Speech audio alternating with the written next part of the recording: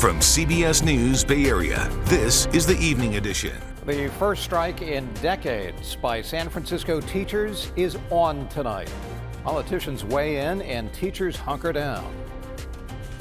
We will be going on strike on Monday, absent a signed tentative agreement with this district. The San Pablo Reservoir is back open after a year-long closure. The effort to make sure an invasive species stays out of local waters for good. We're being very cautious as to what vessels we're allowing in here, and we don't want to allow golden mussels into our reservoir. I've loved this place. It's been too bad it's been closed down for a year, but obviously you got to do what you got to do with the quagga checks. Thanks for joining us. I'm Andrea Nakano. And I'm Brian Hackney. No deal in sight between the San Francisco Teachers Union and district officials. Tomorrow's strike still on. But there was some progress after nearly 8 hours of contract talks yesterday. A tentative agreement has been made on sanctuary school policies for immigrant students. Da Lin is live at SFUSD headquarters with the latest. Da? Yeah, this time, Andrea and Brian, parents and students should plan for a strike on Monday because right now there are no scheduled talks from the union or the district. A compromise last minute looks very unlikely at this time, so do plan for a strike for Monday. Already, the district has canceled class for Monday in response to the strike.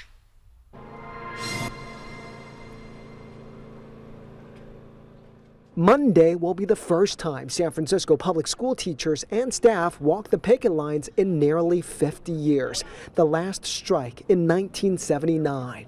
That means roughly 50,000 students, like second grader Gilda and third grader Angel, will stay home. With the strike now, I'm going to be strapped with all four of them for 24 hours a day, and that's a lot of work for me, Lloyd Guillory is 83 years old. His young wife passed away about 2 years ago, so he's caring for 4 kids on his own, from kindergarten to 5th grade. He's worried about their education and about putting food on the table. There's 2 more extra meals I have to prepare every day, yeah. Financially, what is that going to be for you two? Oh, it's gonna be hard because I'm on a basic income.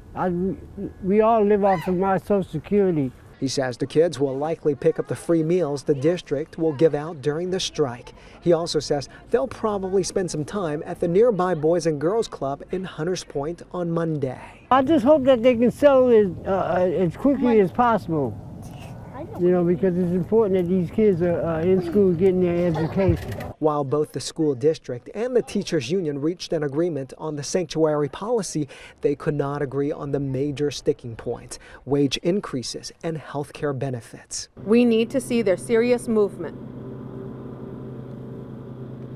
We'll be on strike on Monday without an agreement. The union president says the district updated its offer this weekend, but it was not enough to stop the strike. What they've proposed has concessions and takebacks, which means that our students in our schools would receive cuts if we were to agree to what the district said. We have said it again and again, we will not sell out our students or our members to get a wage increase, and we know the district has the money to do that. We need to make sure that we can afford any raises that we put forward, and that any raises we put forward would be approved by the state. We are still currently under state oversight, which means that they do have the authority to approve or deny the raises that we put forward. And so we need to make sure that we are able to pay for the raises that we put forward. While both sides continue to debate the numbers, Loy is worried about low-income families and how they'll survive a prolonged strike. It's going to be real stressful for families like mine. Yeah. With the kids out of school for a long period of time. Yeah. The lack of education that they miss out on, and the extra burden it's put on the families, At this time, no planned meetings for both sides, the district and the union. So the question is not about averting a strike. The question really is, how long will this strike last? Let's hope it's a short one. Back to you guys. Well, Doug, I was going to ask you, have they given you an idea about whether or not they're light years apart or very close, or do you have any sense of that? Well, I'll give you the numbers. For example, the district is offering roughly 3%, not exactly 3% because there are some concessions they want the teachers to give. They were offering 2%. Now they kind of upped the number to 3% with concessions and givebacks that the educators will have to give. The union wants 4.5%. So if you look at that, but for a district that is dealing with the deficit, that is a lot of number. That's a lot of money. Got it. Dallin in San Francisco. Dot, thank you. All of this despite a plea from the mayor asking for 3 more days of talks. Daniel Lurie said the move would allow the kids to stay in class while the negotiations continue. Our students and our parents need certainty ahead of tomorrow. I know everyone participating in these negotiations is committed to schools where students thrive and our educators feel truly supported. Nancy Pelosi is also calling for the teachers to postpone the strike. The teachers are saying, no way. As a result, again, the strike is set to begin tomorrow. All 122 SFUSD campuses will be closed, and we'll have continuing coverage on that strike with the latest on air and online at KPIX.com. And a day after Mayor Matt Mahan was touting his record on San Jose crime, San Jose police were investigating their second and third homicides of the year. They happened just before 2:30 in the morning on Paseo de San Antonio near San Jose State University. Police discovered 2 men with gunshot wounds. Both later died at the scene. Investigators are still searching for a motive. Andrea? Investigators with the Pima County Sheriff's Department returned to Nancy Guthrie's home. The mother of Today Show co-host Savannah Guthrie has now been missing for a week. With a ransom deadline just hours away, Savannah Guthrie and her siblings have issued a plea to whoever took their mother that they will pay for her safe return. CBS's Andres Gutierrez has the latest. Sunday marks 1 week since 84-year-old Nancy Guthrie, the mother of Today Show co-host Savannah Guthrie, was first reported missing. The search for the 84-year-old began soon after she failed to show up for Sunday service last week at Tucson's St. Andrew's Presbyterian Church, and friends grew concerned. This weekend, parishioners at St. Andrew's prayed for her safe return. We pray for Nancy's rescue. We pray for her release. We pray that she would be brought safely home. We received your message, and we understand. On Saturday, Savannah Guthrie and her siblings took to social media to address those responsible for taking their mother. Their video came in response to an apparent message from the captor. We beg you now to return our mother to us so that we can celebrate with her. This is the only way we will have peace. This is very valuable to us, and we will pay. The FBI is assessing the authenticity of apparent ransom notes sent to multiple media outlets last week. The notes established 2 deadlines, one which has passed, the other one set for tomorrow. On Saturday, investigators returned to Nancy Guthrie's property, continuing to search for clues.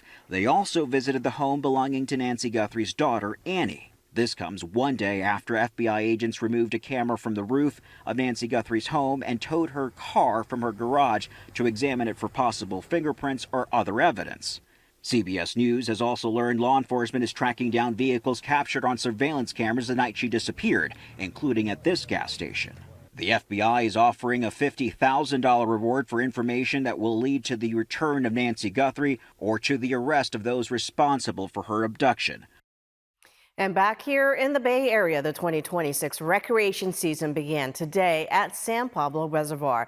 It follows a year-long shutdown caused by the detection of the invasive golden mussel. Our John Ramos has the latest on the effort to make sure they don't come back. Thanks to the golden mussel, it's been a long time since anyone was able to launch a boat here in San Pablo Reservoir. But E.B. Mudd says that boaters are once again welcome on the lake, but with some important restrictions.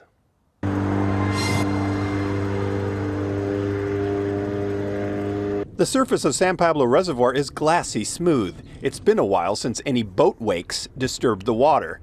Jaime Garcia fishes from the shore and says he's gotten used to the peace and quiet. As a fisherman, I kind of like without the boats, but I also understand that people want to come on the boat, enjoy themselves, bring their family and fish. So I understand that too.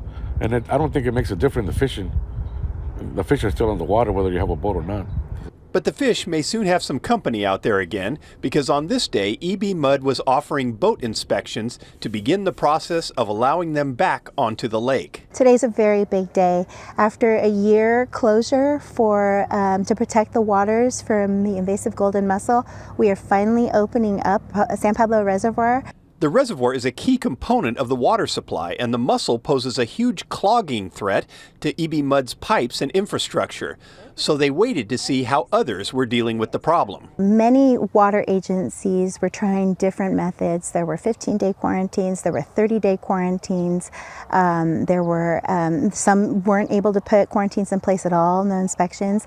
And over the course of the year, the mussel did spread. This map shows how the invasion spread in 2025, but the most effective action was a 30-day quarantine.